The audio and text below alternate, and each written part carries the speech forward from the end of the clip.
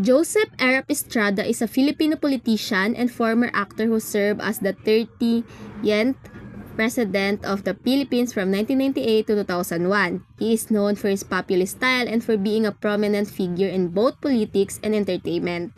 Before becoming a president, Estrada was a well-known actor in the Philippines, starring in numerous action films that made him a beloved figure in the country. His career in politics began when he was elected as vice president in 1992 under President Fidel V. Ramos. He later ran for president in 1998, winning the election with a strong popular mandate.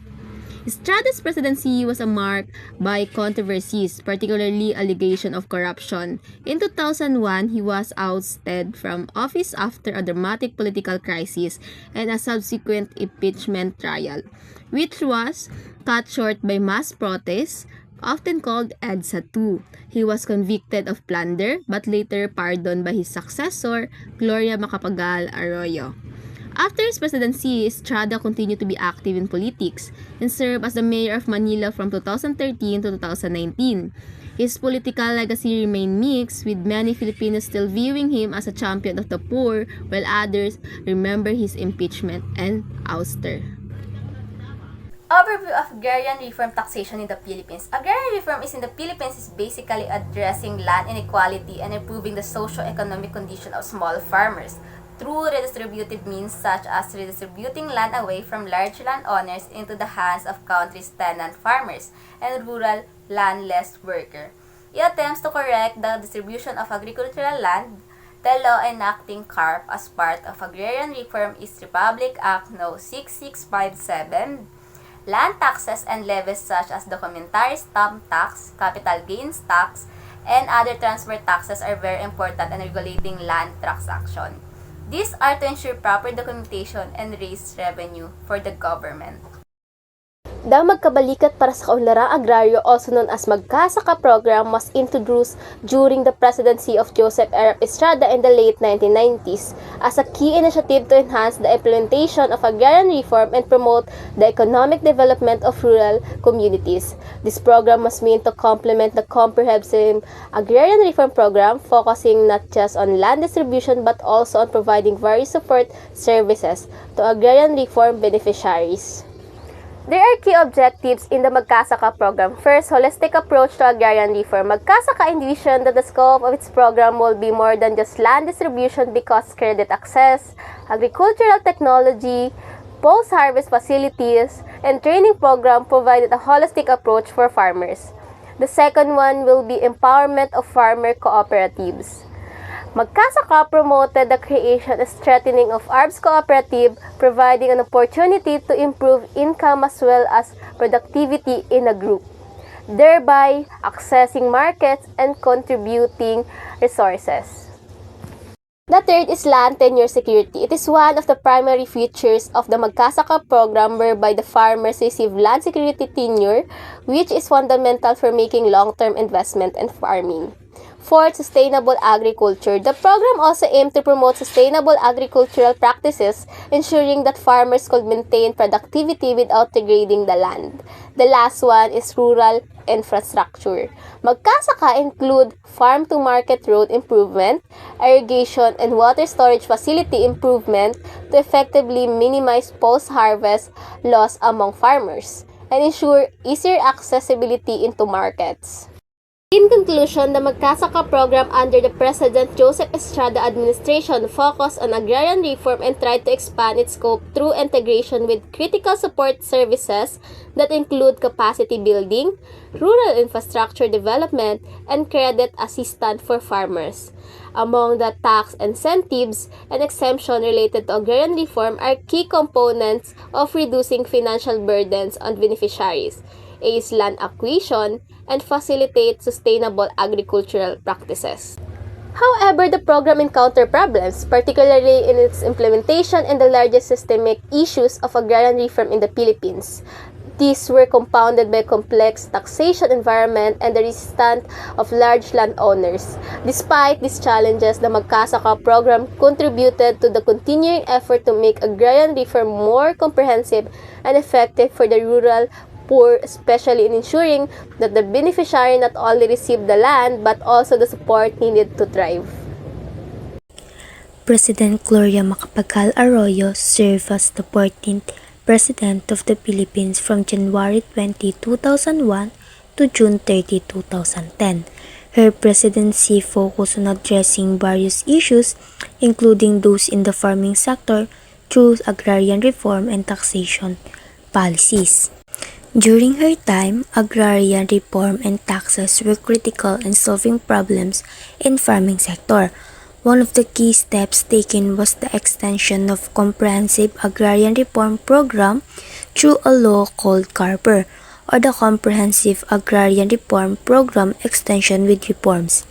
This law ensured that land distribution continued and provided farmers with necessary support such as training, loans, and better infrastructure to make their lands productive. Taxes also played an important role in supporting agrarian reform. Land taxes funded the program and ensured that landowners used their lands effectively. To facilitate the process, the government offered tax incentives to landowners who voluntarily gave up their lands for distribution. These efforts aimed to provide farmers with the land they deserve while ensuring fairness to landowners. In this discussion, we will explain how CARPER and taxation policies under President Arroyo helped improve the lives of farmers, made land distribution fairer, and boosted development in rural areas. Former President Gloria Macapagal Arroyo has two focuses on fixing the Philippines' farming problems during her administration: CARP extensions with reforms, or CARPER, and tax incentives for agribusiness investors. These initiatives aim to address critical issues in the Philippine agriculture sector, particularly land reform and investment promotion. Let's first talk about the CARP extensions with reforms, or CARPER. CARPER was a significant policy aimed at extending and reforming the Comprehensive Agrarian Reform Project, or CARP, a landmark legislation enacted in 1988. CARP sought to redistribute land ownership to landless farmers, aiming to improve their economic well-being and address historical land inequality. CARPR, introduced in 2008, aimed to address these challenges by, first, extending the deadline for land distributions. The original CARP deadline was 2008, but CARPR extended it by 5 years to 2013. This provided more time for Department of Agrarian Reform, or DAR, to complete land acquisition and distribution. Number 2. Strengthen and support services for beneficiaries. CARPER emphasized the importance of providing adequate support services to agrarian reform beneficiaries, or ARBs, such as access to credit, training, and infrastructure. Number 3. Improving the land acquisition process. CARPR aimed to streamline the land acquisition process, making it more efficient and less prone to delays. And number 4. Addressing legal challenges. CARPR sought to resolve legal disputes related to land ownership and ensure the smooth implementation of the program. So, CARPR's passage in 2009 marked a significant step toward achieving a more equitable and sustainable agriculture sector in the Philippines. And now, let's talk about tax incentives for agribusiness investors. Arroyo's administration also focused on attracting investments in the agribusiness sector through tax incentives. These incentives were designed to, first, to encourage investment in agricultural production. So, Tax breaks and other incentives aim to make agricultural production more profitable, encouraging businesses to invest in new technologies, infrastructure, and research. Second is to promote innovation in agricultural sector. So, tax incentives were offered for companies engaging in research and development, fostering innovation in farming techniques, crop varieties, and agricultural technologies. And number three, boost the competitiveness of agricultural sector. Tax incentives aim to make Philippine agriculture more competitive in the global market, attracting foreign investments and promoting exports.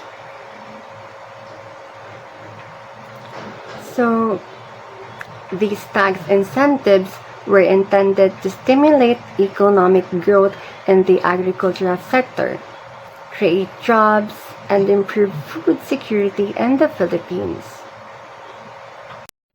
The agrarian reform program under Estrada and Arroyo had different strategies in helping farmers and improving agriculture. Estrada's Magkasaka program, it focused on helping farmers directly by meeting their basic needs. The program aimed to improve land ownership, form cooperatives, provide access to credit, and give training to farmers. It also improved infrastructure like roads and post-harvest facilities, which made it easier to farmers to bring their products to the market and reduce losses. However, Magkasaka faced problems such as resistance from big landowners and issue with tax policies that slowed its progress. Despite these challenges, the programs focused on directly helping farmers and supporting their needs showed its commitment to improving their lives and making farming more sustainable. In Arroyo's copper and tax incentives, it focused on fixing delays in land distribution and resolving legal problems from earlier reforms. It gave more time to complete land redistribution and introduced tax incentives to attract businesses to invest in agriculture. This aimed to modernize farming, introduce better technologies, and make agriculture more competitive globally. While Carper addressed big legal and administrative issues, it faced delays in implementation. The tax incentives mainly benefit agribusiness rather than small farmers, which made it less effective in directly helping them. However, it was designed to create long-term growth and modernization in agriculture. Comparison of Estrada and Arroyo administrations. For primary focus, Estrada's Magkasaka aimed at empowering small farmers through land tenure, infrastructure, cooperatives, and credit. Arroyo's Carper extended land redistribution with tax incentives to attract private investments. Estrada focused on farmer support, while Arroyo emphasized policy reform. For support services, Magkasaka provided direct support via cooperatives, facilities, and training, prioritizing grassroots efforts. Carper enhanced credit, infrastructure, and training with an administrative approach. For land distribution, Magkasaka secured land tenure for stability. Carper extended redistribution timelines to address delays and legal issues. Estrada stabilized existing holdings, while Arroyo expanded redistribution efforts. Economic growth. Estrada emphasized infrastructure to reduce losses and improve market access.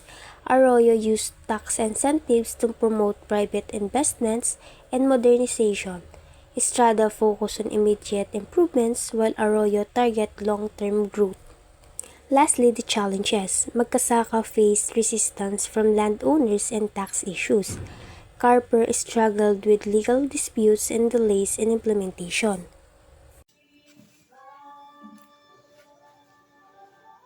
The significance of comparing Stra's Magkasaka program and Arroyo's Carper initiatives lie in understanding how their approaches address agrarian reform challenges in distinct ways. While highlighting their strengths, limitations, and impact on farmers and agriculture in the Philippines.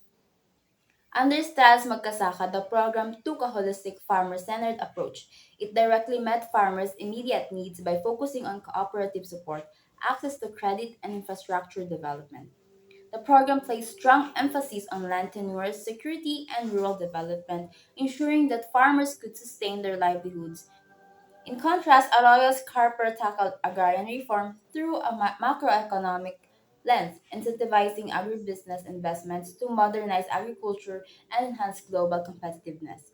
However, Carper leaned more towards attracting businesses offering fewer direct benefits to small farmers. Magkasaka faced significant hurdles including resistance from landowners, complex tax policies, and implementation gaps. These systematic barriers limited its potential despite its ambitious goals. Harper sought to address such challenges by focusing on resolving legal disputes and delays in land distribution.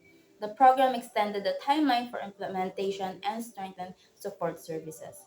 Yet similar and inefficient roles and its tax incentives primarily benefited agribusinesses, often sidelining the small farmers it was meant to support.